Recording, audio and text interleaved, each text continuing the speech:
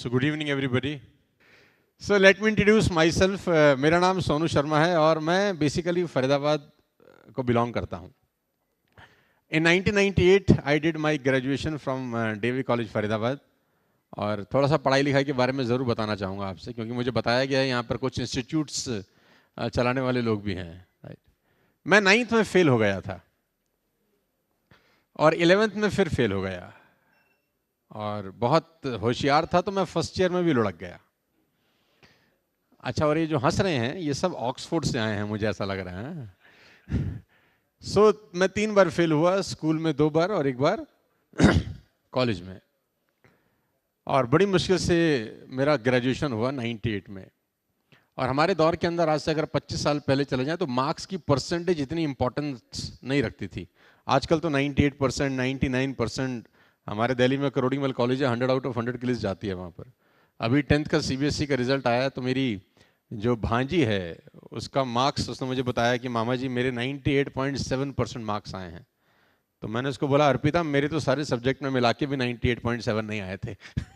आजकल के बच्चे पता नहीं क्या ऐसा, या तो लिखने वालों के पास कुछ ऐसी गजब टैलेंट आ गया है या चेक करने वाले लल्लू लाल हैं.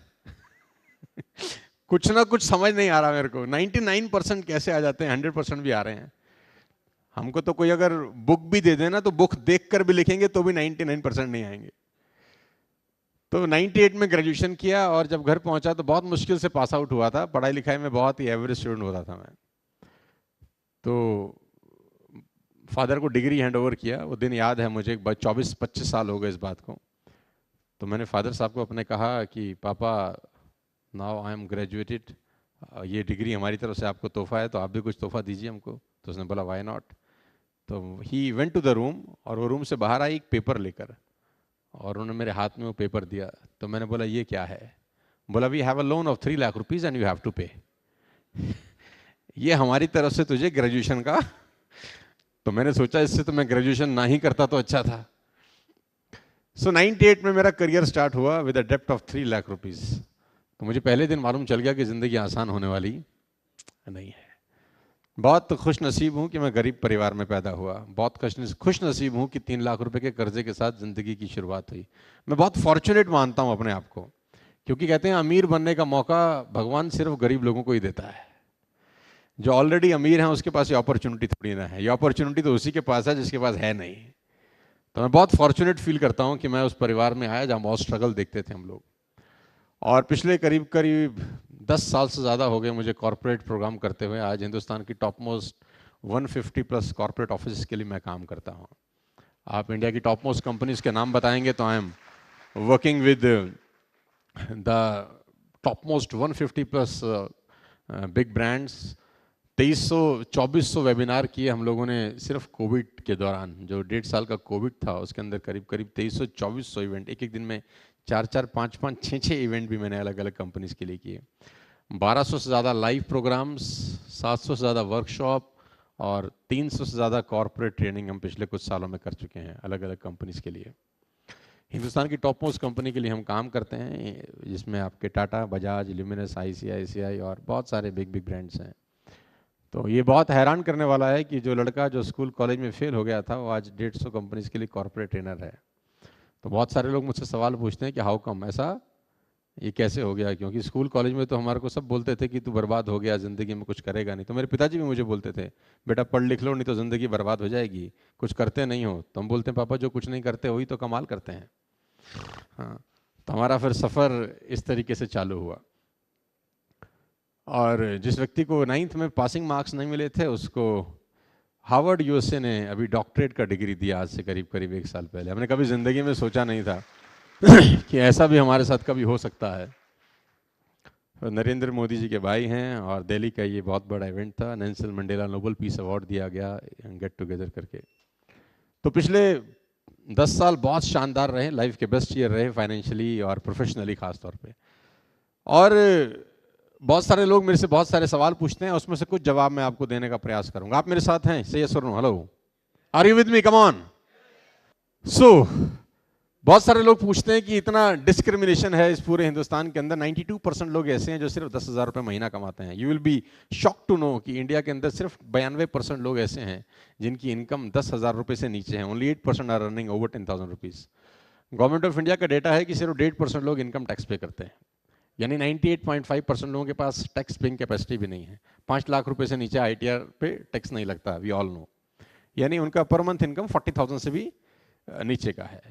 जिनके पास पैसे हैं उनके पास इतने हैं कि सोचना और संभालने के लिए भी शायद बहुत तकलीफ होती होगी, और जिनके पास नहीं है उनको कभी भूखे पेट भी सोना पड़ता होगा। Are you with me? तो ये बहुत बड़ा डिस्क्रिमिनेशन है। तो लोग अक्सर मुझसे पूछते हैं कि इतना डिस्क्रिमिनेशन क्यों है? क्योंकि पैदा तो सब एक जैसे ही होते हैं, वही 2 आंख, वही नाक, वही दिल, हार्डवेयर सबका एक ही है। तो मैं बोलता हूँ सबके अंदर सॉफ्टवेयर अलग अलग रन होते हैं, और हर बच्चा जीनियस पैदा होता है, मुझे ऐसा लगता है। उसके सॉफ्टवेयर में छेड़छाड़ होती है स्कूल कॉलेज में या घर में। एवरी चिल्ड्रन बॉर्न जीनियस, कोई ऐसा बच्चा है नहीं जो मंदबुद्धि पैदा होता हो। सबका सब सॉफ्टवेयर बहुत बढ़िया रहता है जब तक वो स्कूल नहीं जाता। क्योंकि मेरा व्यक्तिगत मानना है कि स्कूल में 90% बातें जो पढ़ाई जाती हैं वो ज़िंदगी में काम नहीं आती, और ज़िंदगी में जो 90% बातें काम आती हैं वो स्कूल में पढ़ाई नहीं जाती हैं। तो मैं अपने पिछले कुछ सालों के एक्सपीरियंस से कुछ चीज़ें आपसे शेयर करना चाहूँगा, हो सकता है आप तक पहुँच सकूँ। आप मेरे साथ हैं तो मैं आगे चलता हूँ आपको लेकर।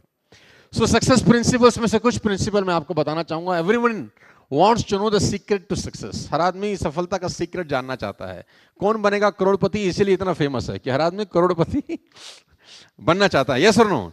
हर आदमी चाहता है कि मैं सक्सेसफुल हूँ। कोई भी आदमी गरीब गुर्बत की जिंदगी नहीं बिताना चाहता। हर आदमी चाहता है मैं सक्सेसफुल हूँ, मॉडर्न लाइफ हो मेरी।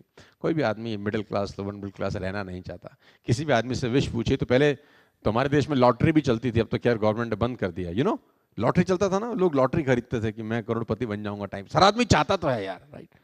तो मेरे पास कुछ सक्सेस सीक्रेट है आपको देने के लिए, जो बहुत सालों से, बहुत टाइम से छुपे हुए थे। मैं खुद के लाया हूं आपके लिए। जानना चाहते हैं तो बोलिए हाँ, कम ऑन। तो हुआ ऐसा कि एक आदमी ने डॉक्टर साहब को फोन किया कि डॉक्टर साहब, my wife is pregnant and the time has come, तो can you please come fast. Doctor ने बोला it took me 30 minutes for me to reach, so hold on. 30 minute मुझको लगेगा तो वेट करो। तो वो बेचारा वेट करता करता आध घंटे के बाद डॉक्टर साहब, उसके हाथ में एक बैग रहता है डॉक्टर के, क्या बोलते हैं आप उसको, मेडिकल किट, बस्ता, बैग, कुछ भी आप लगा सकते हैं ना। तो डॉक्टर आई, उसने बोला वेयर इज योर वाइफ, उसने बोला इनसाइड द रूम। तो she entered the room and close the door, और अंदर से कुछ खटपट खटपट की आवाजें शुरू होगी आने।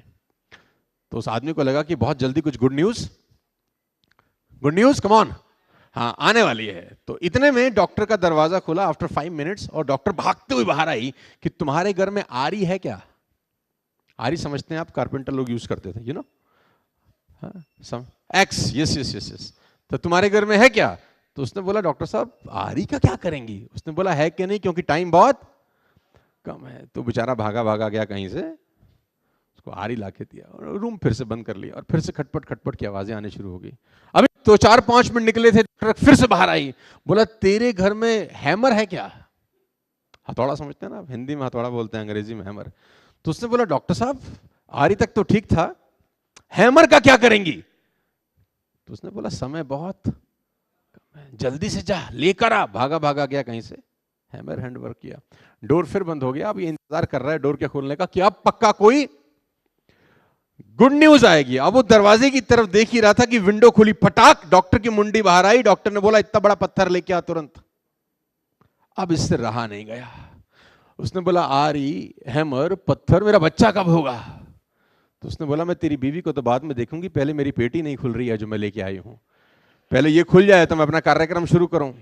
ऐसे बहुत सारे लोगों की पेटियां बंद होती हैं कि आपकी भी खुल जाए तो मैं भी अपना कार्यक्रम शुरू करूं, सो दैट एक बार थोड़ा सा हो जाए यार, लगना चाहिए कि कुछ जिंदा लोग यहां पर बैठे हैं यार।